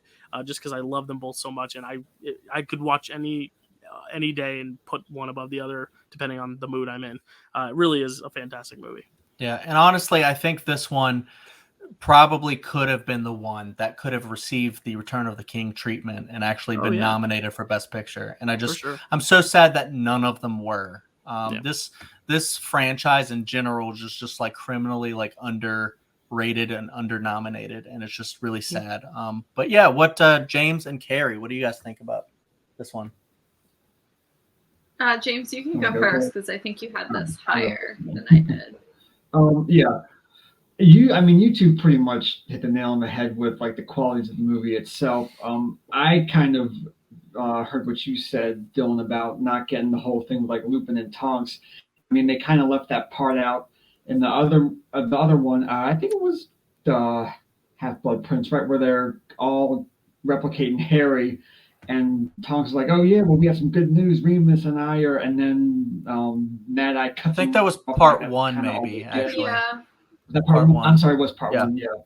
But he cuts them off and like, okay, so obviously they're pregnant, but we don't really get much more than that. So yeah, that's true. That's a good point. Cut that off too. That was part one. I'm sorry. And then I'll just add on to kind of because they do kind of resolve that when you see Lupin as the kind of ghost figure, and he's like, he'll know where his parents came from, or he'll know all about his parents. He'll tell them stuff like that. A little bit. Yeah, there's a little bit of resolution to it. Yeah, sorry, I didn't mean to cut you off.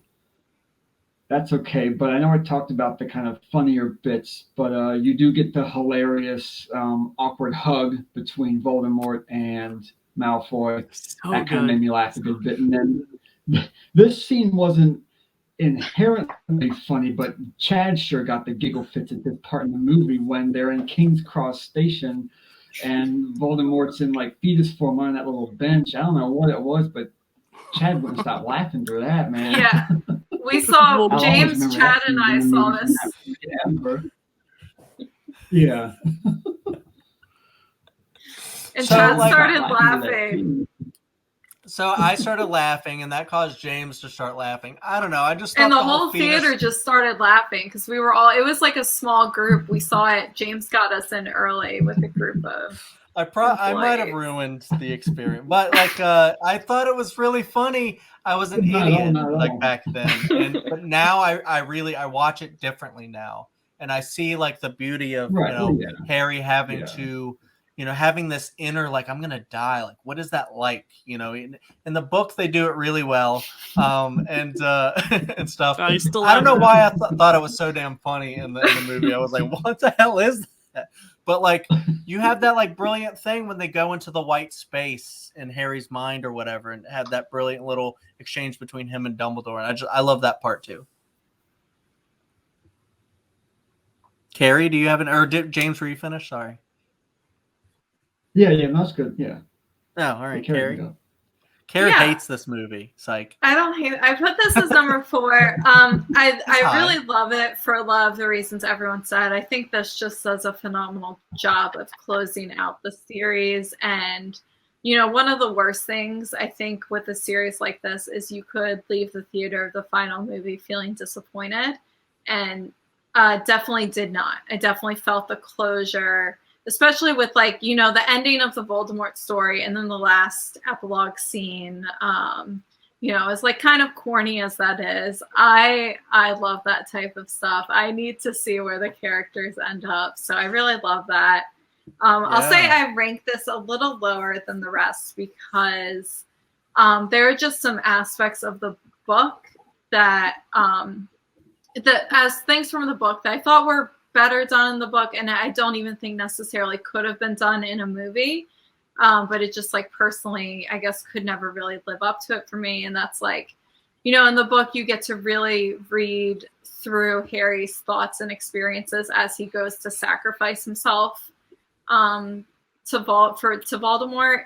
You know, there's only so much you can do to convey that in the movie. I think they did that the best they could. I mean, the only kind of way you could do that is if you hire Terrence Malick to direct that movie, and then you have some Terrence Malick narration. You just have Harry's thoughts. The other thing is in the book, you know, it's a big point that at the very end, like, I think, like, Harry doesn't cast a spell intentionally trying to kill Voldemort, but that's what happens because Voldemort has, like, lost, like, all of the Horcruxes and everything. But he dies very, like, not dramatically, and it's, like, meant to symbolize that in the end he was just a man. In the movie, they don't do that, and I don't think they could because it's a movie and you have to have this really cinematic ending for it to work. But it's one of those things that does, like, it just makes the book so much better than the movie in my mind that it kind of, like, ranks the movie a little lower for me. I actually, though, I understand what you're saying, and I agree with a lot of the inner thoughts about some of that's really brilliant in the book. But like when Voldemort dies at the end of the movie, and you know, you can just see that like look of like lost, like, you know, everything that he wanted to stay alive is just lost. He's just so like shocked that he lost, but just like sad and just like depressed, and then he just kind of slowly breaks apart and fades away. And I almost kind of like see like the little kid in him that just wanted to, I don't know, it just kind of humanizes him a little bit. I think they did that okay and pretty good in the movie. But yeah, so now we can talk about pretty much everybody's favorite movie. Your second favorite. It's my number 2, but every time I watch this movie, it is my number 1 because it's just so phenomenal. You know, Alfonso Cuarón comes in, takes the reins from Chris Columbus. And if you know anything about Alfonso, this dude just comes in and he's just a master of filmmaking. Like, he'll just craft like the best, you know, he'll cut out everything that needs to be cut out, keep in everything that needs to be kept in. And it's just amazing from start to finish. You know, I can let, who wants to start? Prisoner. I would love to start just Go because ahead. I love a good time loop story. And like this is like one of the best like little time travel bits. I love the way it's done where like they're also interacting with their past selves, and the stuff you find out happened at the beginning of the movie also was influenced by stuff that happened later in the movie. I love how it's done and framed and shot. I love how this is the transition from lighter to dark, and they still kind of balance the two well. Like you have that hilarious scene with the ridiculous spell where they're all coming out and there's like these funny, goofy little things, but then there's also the darkness. And even in that one scene, it, you know, transitions to the darkness very well. The Dementors are legitimately scary. And I really love the tone and the style Cuarón brought to it, where it feels like an Alfonso Cuarón film, but it also feels like a Harry Potter film, which I think is hard to do. Because usually when you're a director hired for the franchise, you sometimes have to like make a film for the franchise, and usually you're not given that creative freedom all the time, whereas here I think, you know, he was, and I really like to see it. And I gotta say, the best part is when Draco finally gets a fist to his face when Hermione just punches the crap out of him, because he deserves it at that point, and I think all points. I don't think he's ever really truly redeemed really for me, but yeah, no, it was quite a satisfying moment, and it happens in the third movie, so like I could just sit back and relax and be like, haha, but she punched you. She got her comeuppance on you. But yeah, you know, really, really great movie. Great performances all around. Like, this is where I was really, like, sold on them as really great actors. Yeah, and it gives us Sirius Black for the first time. It gives us Buckbeak, who I've always loved as a little side character creature. He's probably my favorite creature, even more than any of the Fantastic Beasts. Yeah, great movie. Nothing much else to say. I love it so much. And it gave you your favorite Lupin. Yes, it did. It gave who me you Lupin, love, yes, who I love, and who should have gotten a better ending, but it's okay. I think it's great. I think the thing about Prisoner 2 that you made me think is just like Alfonso kind of just like fundamentally changed like everything about like how everything operates. Like he changed how spells operate, because they used to be just like shooting, you know, like Harry shooting all the plants and Ollivanders and stuff, and like nope, not that one and stuff like that. And it's just, that's great. But like this one is just more of like an aura. It's like Lumos Maxima, and it's like, ooh. kind of a thing. And just like the Yeah. way the spells operate is just so amazing. And just like, the Dementors just kind of flowing in. It's just the way he shoots everything. And, and then the like, because how like you have Star Wars where they have like the wipes. This has just kind of like the closing, they're just fading away and the fading in. And I just feel like a lot of the way things are just shot is just so perfect. Kerri, James, Prisoner of Azkaban, your favorites? Yeah. It's the whole time loop thing for me. So many movies try it. It's not done that well. I know it's on a somewhat smaller scale here, but just to see it done that way, that kind of did it for me. I just like that aspect of this movie a whole lot. I think that's what really, it's also usually one of the ones out. If I'm picking a random Harry Potter movie to watch one night, it's probably going to be Prisoner of Azkaban if I haven't watched it recently. So I find it one of the more rewatchable ones. There are just other aspects that Dylan and you touched on that I like so much about it too, and it kept mostly pretty close to the book too. It did not too much got away from it, but like they left out the whole explanation of, Moody and Padfoot, that whole backstory. There were several trips to Hogsmeade in the book, but at the same time, like when you can appreciate how they slimmed the movie down from the book to where maybe they didn't quite need all that stuff too. So I really like the way they handled it also. Great. That's what really kind of did it too. And so, like Dill said, you have a lot of the blending of like, you have the good humor in the movie as well as the dark stuff. Like, in the very beginning where Marge is blowing up and like the buttons just start hitting Dudley in the in the head. And he's like, ugh.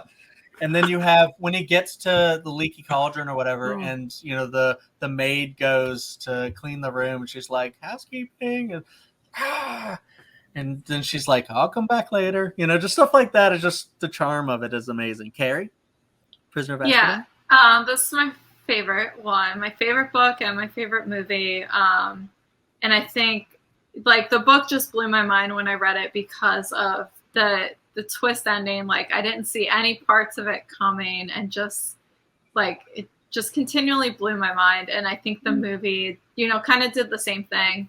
It introduced, two of the most important characters of the series, Remus Lupin and Sirius Black. And I think, oh my God, his name is slipping. David Thewlis. Oh, I know Gary Oldman and David Thewlis. Just, it's so few times do movies like the character you see in your mind, does the movie kind of match up to that? And in this instance, besides for the original characters introduced in the first film, I thought that the actors just brought these characters to life so fantastically. And there are just so many great moments in this film, like everyone has said. It's just like a joy to watch. Yeah, I think this would be the only other movie that I might say, hey, that that could be nominated for Best Picture, I think, because it's just so finely crafted. There's nothing wasted in the movie. They do everything well. It's a great adaptation. It's a great movie. Alfonso crushed that movie. He just like changed everything, made it darker, but had a lot of really light moments in it. You guys said like all the performances, he brought that out of them. I've seen scenes of like, him, actually coaching Harry how to, be better and how to do things the better way. He's just a great director. And I feel like I understand why this is like everybody's favorite book and everybody's favorite movie, basically. I understand that. And it's oftentimes, it is my number one too. I flip-flop between that and Deathly Hallows Part 2, because I think those are the tip top of what Harry Potter has to offer. So far, hopefully Fantastic Beasts 3 is really great. This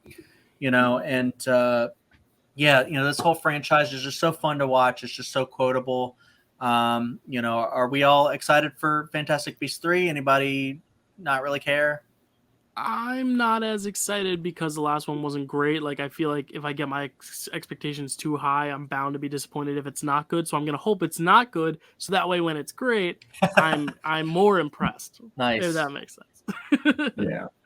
Yeah. I mean, I think the only thing for me is just Steve Kloves returning and to actually do the script, and then you have Mads Mikkelsen. I kind of feel bad a little bit for Johnny Depp, but I feel like Mads, he rarely disappoints. So, Mm-hmm. you know, and I'm interested to see what they do with this, you know, but anyways, yeah, I'm excited for Harry Potter in general to come. But Chad, I do have to say, I do have the full Oh. ranking. I did add up the totals if you Yes. want to hear it. yes, I Yeah. absolutely So, do. Thank you. coming in 10th should be no surprise with a total of 40 points. So 10 plus 10 plus 10 plus 10, which is the highest amount a film could get. In 10th place is Crimes of Grindelwald. What? In ninth with 33 points is Fantastic Beasts and Where to Find Them. Okay. In 8th with 28 points is Deathly Hallows Part 1. I feel like Dumbledore giving out the Okay. points. In 7th, Order of the Phoenix with 26 points. In 6th, Okay. Chamber of Secrets with 25 points. In 5th, Goblet of Fire with 22 points. In 4th, The Half-Blood Prince with 18 points. In 3rd, Sorcerer's Stone with 14 points. In 2nd, Deathly Hallows Part 2 with 9 points. And then Prisoner of Azkaban with 3 number 1s and 1 number 2. That's a total of 5. It is first place. So That's a great like combined ranking from all of us. We Yeah. did a great job, guys. Mhm. You know, all of these movies are fantastic. You know, Crimes, but I still enjoy watching that one until you get to the third act, and then I'm like, okay, I don't know. But you know, it's fun. A lot of people love this franchise. I'm excited to see where it goes. I know that the creators problematic. You know, I'm glad we didn't really get into that because we all No feel need to. Yeah. the same way about that, I'm sure, and there's really no need to harp on the bad stuff. Let's harp on the good stuff. That's really great, and we all love and enjoy. Yeah, so that was Harry Potter ranking. We're gonna do some more. We've been trying to get this Denis Villeneuve one off the ground, and we're going to do that, I'm sure, pretty soon. And we can talk about other stuff. I know James and I mentioned maybe doing a big MCU one, and we'll see if you know, maybe Dill or Kerri are interested in that, or maybe other people. I'm not sure, but right now it is. But you know, we have other things in the works, and you know, I think we're probably going to do some sort of like Christmas thing soon as well. So yeah, I guess what's left is just to plug stuff. Anybody got anything they want to plug? I just plugged in my phone to my charger, so I'm all good. That's all you wanted to plug? Does anyone have time for a bit of trivia? Yeah. Sure. So recently, Brittany and I went on a cruise, and there was a Harry Potter trivia. I saw the pictures. That's so cool. Thing that we did, and I have my answers. I can make most of the questions from the answers we got. We got 17 out of 20. I'm a little ashamed of some of them because I should have known them, but I figure if I ask you guys, we can just all kind of answer them together, kind of, and see if you how you guys would have done if you were there. So is that cool? Yeah. All right, cool. So for the question one was, what was the first chapter of the first book named? Oh, is it The Boy Who Lived? I was about to say. Yeah. Okay. Yeah, it was The Boy Who Lived. That one I got wrong, and I felt kind of bad because I should have known that because I've read all the books recently. All right, question 2. What was Dobby given to get his freedom? A sock. Yes. Did they want more specific than that? Okay, like the right? No, it's the right sock. I don't Dad think knows socks the type will of. have like a. I know the type of fabric. No, I'm just kidding. You know how many hours it took to sew. You know. All right, so this one also, I got this wrong, but I've heard this before, but I didn't remember until after the quiz. All right, why was Robin Williams denied the role of Hagrid? Ooh. So they have a lot of behind the scenes stuff. Okay, I probably would have done terrible with that. I don't know because he's not British. Yeah, that would be my guess as well. That was the answer. Yeah, they wanted an all British cast. Yeah. Nice. Well, J.K. was very adamant about that. So that would have been interesting. I Yeah. can't see that, but okay. Like I a can't Genie either. Hagrid, or Yeah. It's your birthday. Happy birthday, Right. Harry. Happy birthday. It would have been a different film. Certainly, yeah. Was that all the definitely. trivia, All right. James? No, he said he had like No, 20. You're I going got a through bit all more. these? Yeah. Okay. Do you want me to? Yeah. Whatever you want to Do do, we have any man. time for that? All right, sure. All right, so what was the name of the three-headed dog? I get Fang and Fluffy confused. Fluffy, So it's yeah. one of those. Okay. Fang is the Fluffy. boarhound. Yeah. Feel free to Yes, chime in, the Chad, if you know it. three-headed dog Don't just wait for is me because I Fluffy. don't know. I it. didn't want to. Yeah, it's Fluffy. Yep. Yeah. All right. So the fifth one. What spell did Professor McGonagall say to get all the statues to protect the castle in I 7 said this Part earlier. 2? Oh, what you some? I said it earlier. Just say it, Chad. You Just did. say it. Pierre Otherwise we'll be Totem here all day. Locomotor. I Pierre would have Totem gotten that Locomotor. this time. Yeah. I got that wrong Yeah. in an actual trivia match. All right. So the next 3, 6, 7, and 8 were named the 3 unforgivable curses. Like Killing the curse? killing curse, Oh, like or that, the or curse. Yeah. the spell. Yeah. Avada The spell Kedavra, or the killing curse. Either curse. one. Crucio, the Cruciatus curse. Mhm. And then there's what is the other one? Is it Imperio? Imperio, the Imperious curse. That's right. Yeah. It's That one. that Yeah. controls, and then Cruciatus is pain, and then the Yeah. killing. Yeah. All right, so the 9th one. What spell did Hermione cast to erase her parents' memory of her? Ooh. Chad, you don't know? Pretty sure it's Obliviate. Yeah. Yep. Ah, that Yeah, makes it sense is. because that's what Jacob Kowalski did. Okay. Yeah. I'm All learning. right, so what was the spell that Harry cast to protect him from the Dementors? Oh my god.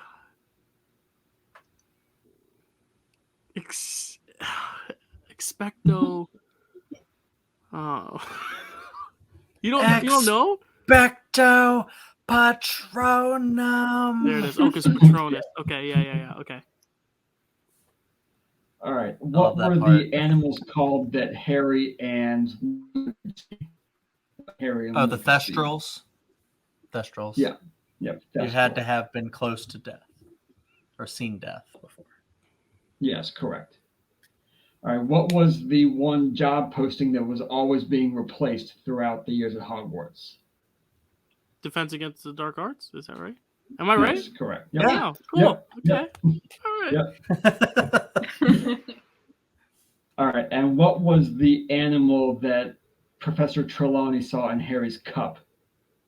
Oh, In the tea leaves. divinations. Okay. What Well, was it it was the called? Grim, right? It Yeah, it was the Grim. Yeah, the Grim. Is that an So, animal? yeah. A grim? was like a dog. Apparently. It was a dog, but it's what it was. Yeah, it's what it was Like called. a The Grim. mythical There's a dog. chapter in the Yeah. book, I think, called The Grim. Yeah. All right. The next question. What is at the core of Harry's wand? I didn't get this one right, but what was at the core of Harry's wand? It's a phoenix tail feather from Fox the Fox. Phoenix. Yeah. Yes, it is. Yeah. Huh. Interesting. All right. You said the core of your wand, shares the same. All right, never mind. All right. Who kills Bellatrix Lestrange? The Mama Weasley. I think her Mhm. name's Molly. It is. Yes. I think she Molly. calls her. Yeah. I think she calls her a bitch too. Yeah. Yes. It's like, not my daughter, you bitch. I don't know if they say that in the movie. I think she Right. does. I think In the she movie, pulls Yeah, a Ellen in the Ripley. movie. Get away from her, Yeah. you bitch. All right. What kind of dragon did Fleur Delacour fight in the Triwizard Tournament? No Does she idea. get the Swedish short? Not that one. No, it's not the Chinese fireball either, because that was Cedric, I think. She had the Commonwealth green. Yes, that's correct. Wow. Yep. Wow. I'm I impressed. can never get those dragon ones. I get so mixed up on. Who is the captain of the Gryffindor Quidditch team in the first movie? Oliver Wood. I knew that one. I remember that name. Who plays him? Oh, come on, Chad. I don't know. I think it's Sean Biggerstaff. It is, yeah. Oh, yeah, that Yeah. sounds right. Yeah. Bigger staff. What a last name. Yeah. But there's also Luke Youngblood. Mhm. Bop, bop. Pop, pop.